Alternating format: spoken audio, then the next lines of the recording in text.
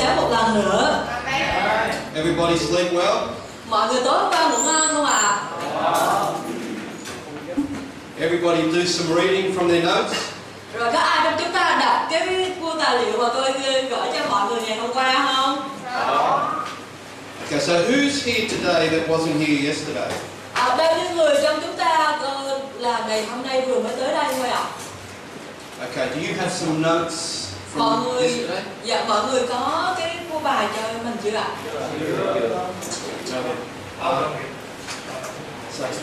Okay. What instances? Pass it down.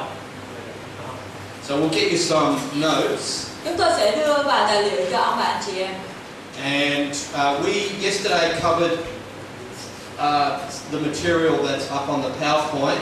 Ngày hôm qua chúng tôi đã đi qua cái phần tài liệu mà mọi người thấy ở trên PowerPoint này. Looking at the supernatural exegesis. Chúng ta xem xét sự học nghiên cứu kinh thánh một cách siêu nhiên. In other words, how to draw the truth out of the Word of God to help our lives. Nói cách khác, việc học kinh thánh một cách siêu nhiên có nghĩa là chúng ta rút ra lẽ thật về lời của Chúa để áp dụng vào trong cuộc đời của chúng ta.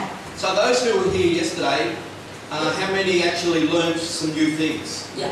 Và tôi muốn hỏi những thầy cô nào mà có mặt ở đây ngày hôm qua thì bao nhiêu người trong chúng ta thật sự học được một cái điều gì mới cho mình không? Có ai học được gì mới cho mình ngày hôm qua không? Xin giơ tay lên ạ. So nobody learned anything? Không ai giơ tay có nghĩa là không ai học được cái gì mới ngày hôm qua hả? One person learned something. Two. Chỉ có một người học cái gì mới thôi ạ. Hai người. Dạ. The important thing is once you've learned it, you need to be able to pass it on to others and help them grow. Dạ. Và cái điều quan trọng đó là khi mà chúng ta học được một điều gì đó thì chúng ta còn phải có khả năng để rồi chúng ta truyền tải cái điều đó cho người khác nữa. So if you could put your hand up if you didn't get notes yesterday, so Pastor Minh can give you some. Dạ, ai trong chúng ta chưa nhận được cái tài liệu thì xin hãy đưa tay lên để một sư Minh biết và gửi lại. Ai chưa có cái tài liệu xin đưa tay lên ạ. So we've got some here. So is everybody here that's coming? Do you know? Yes, so there's some more coming today? I'm not sure. Okay. Because what we're going to do now, you'll notice on page 11, 12 and 13. Cái phần bài học chúng ta sẽ học ngày hôm nay là ở trang 11, 12, 13. There's some practical work that we're going to begin with this morning. Có một vài cái công việc rất là thực tế mà chúng ta phải làm vào ngày hôm nay. Okay, before we do that, before I forget, has anybody got a testimony they'd like to share tomorrow for 15 minutes? Và trước khi chúng ta làm cái bài tập thực hành thực tế này thì tôi muốn hỏi câu này chứ không lỡ xíu nữa tôi quên, đó là ngày mai có ai muốn xung phong sẽ chia sẻ lời làm chứng của mình không ạ? Ai không ạ? Anyone? Có ai không ạ? Up the back? Cô phải không? Did you put your hand? Okay, so tomorrow morning for 15 minutes you've got a testimony. Dạ, như vậy sáng mai trong vòng 15 phút xin mời cô chia sẻ lời làm chứng của mình. What you learn in my class is if I ask a question like that and you move, that means you put your hand up. Cái điều mà các bạn học được trong lớp học của tôi đó là nếu như tôi hỏi một câu hỏi nào đó và các bạn cử động người hay là lỡ vào tay chân vô hoặc gì đó là tôi là xem đó là giống như các bạn xung phong đó nha. Someone want to give to me $1 million?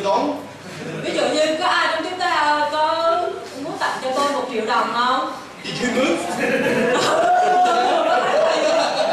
Lục lực kìa, cái tay phải đưa lên kìa. Just joking. Tôi chỉ nói đùa thôi. Be careful. Cho nên mọi người cẩn thận nhé, khi tôi hỏi gì là ngồi im không một gợi gì nha. Now for the next 2 weeks, Trong 2 tuần kế tiếp, within the notes is not only just me speaking, thì ở trong những cái tài liệu mà tôi đưa đó các bạn sẽ thấy rằng không chỉ một mình tôi là người nói, but there are practical aspects to this training as well. nhưng mà ở trong cái phần trong đợt huấn luyện này sẽ luôn có những cái khía cạnh rất là thực tế nữa. Because you're going to go away from here and train other trainers or train other people. Bởi vì các bạn sẽ rời khỏi tại nơi đây và sẽ đi về và huấn luyện những người khác, cho nên sẽ có những cái bài học thực tế cho các bạn. So you'll go back to your church, to your village, to your city, and the people that you work with, you'll be training them this material. Cho nên khi mà các bạn quay trở về làng của mình, về hội thánh của mình hay là về thành phố của mình, thì các bạn sẽ sử dụng những tài liệu có trong những bài học có trong cái tài liệu này để rồi huấn luyện cho người khác.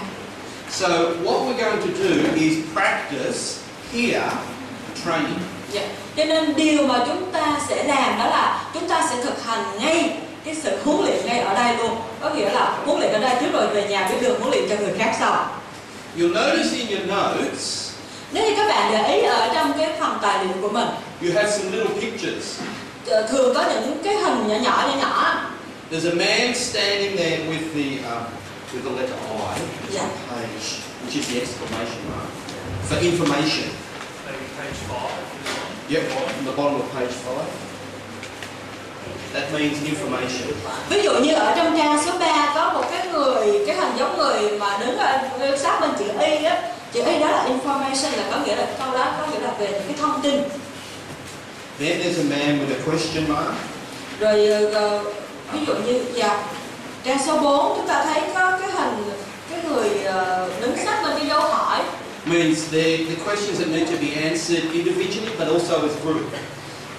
Khi nào mà chúng ta thấy cái phần mà có dấu hỏi đó thì chúng ta biết là cái khu đó thì sẽ có những cái câu hỏi, có thể những câu hỏi cho cá nhân riêng của bạn, nhưng mà cũng có thể là những câu hỏi mà chúng ta thảo luận trong nhóm. And then on page 11 and 12 there's a man there with a little spanner. Và chúng ta thấy ở trong trang 11, 12 chẳng hạn, trang 11 đây. Chúng ta thấy cái cuối cùng của trang 11 có một người đang cầm cái giống như là cái cà lê mỏ lết gì đó. Cà lê. So that's to show you that there's some practical work that needs to be done as a group. Thì khi nào chúng ta thấy cái ký hiệu đó, chúng ta biết rằng có một vài cái áp dụng thực tế mà chúng ta cần phải thực hành và làm nữa. And these little pictures will be through every study. Và những cái hình nhỏ đó nó sẽ nằm ở trong vô số những mọi cái tài liệu mà mọi người có. They're there to help you as a trainer to know what information you need to tell people, what questions you need to discuss, or the practical work. Và những cái ký hiệu nhỏ này nó sẽ giúp cho chúng ta với tư cách là người huấn luyện cho người khác có thể biết được cái nơi nào là cái nơi mà mình sẽ có những câu hỏi để dành cho mọi người, cho những người mà mình huấn luyện, hay là sẽ là cái nơi mà mình có cái thông tin để mà mình trao cho người khác thông tin, hay là cái phần nào là cái phần mà mình có thể hướng dẫn người ta áp dụng thực tế được. So, for example, when we get to the next sections, they will be in these as well. Cho nên ví dụ nếu như chúng ta đi qua cái bài học kế tiếp thì chúng ta cũng sẽ thấy những cái hình ảnh nhỏ này ở trong cái bài học kế tiếp, ở trong cái tài liệu mà tôi đưa. And the material next week will have the same pictures. Và những cái tài liệu tôi đưa cho các bạn anh chị em vào tuần tới nữa cũng sẽ có những cái ký hiệu giống như nãy giờ tôi chỉ cho mọi người đó. Because as you train your trainers and then they go to train other people, they can understand what's happening in the notes.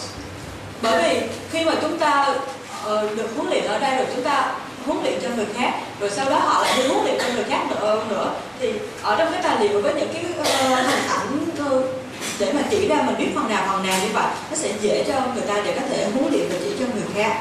That way, your people who you will have as trainers will know which are the questions, which is the practical work, which is just the information that needs to be shared.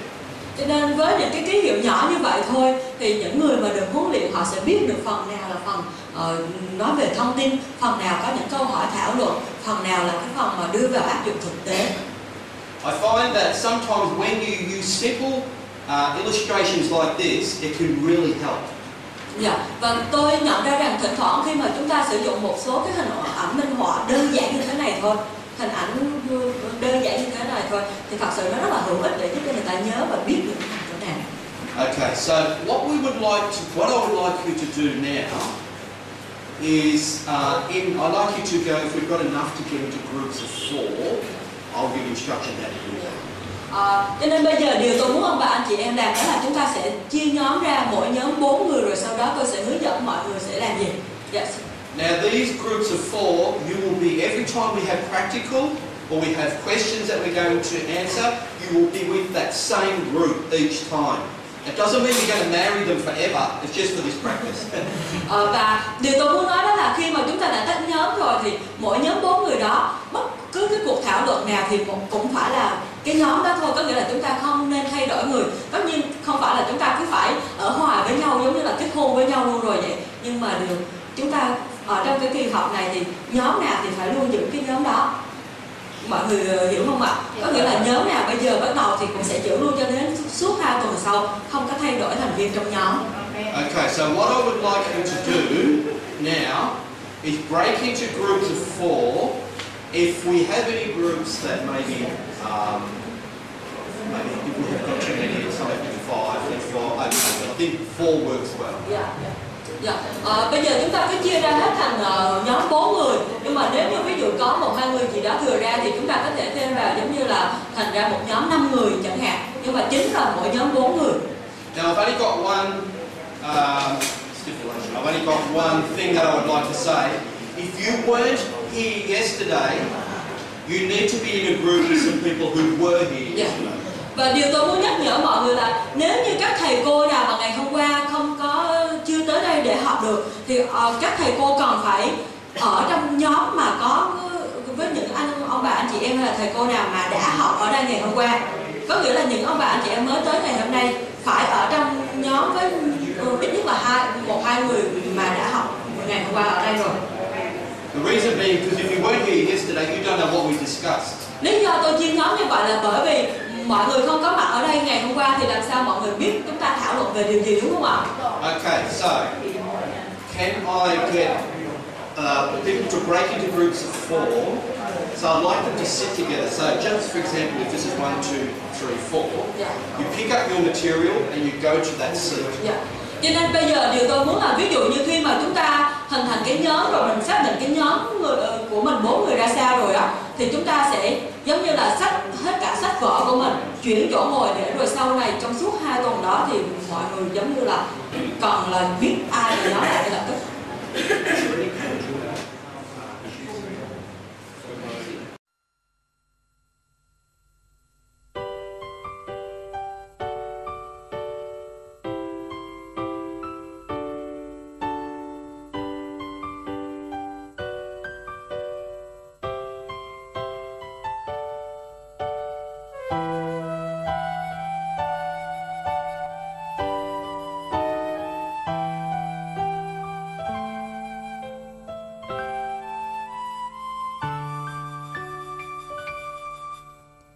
Chưa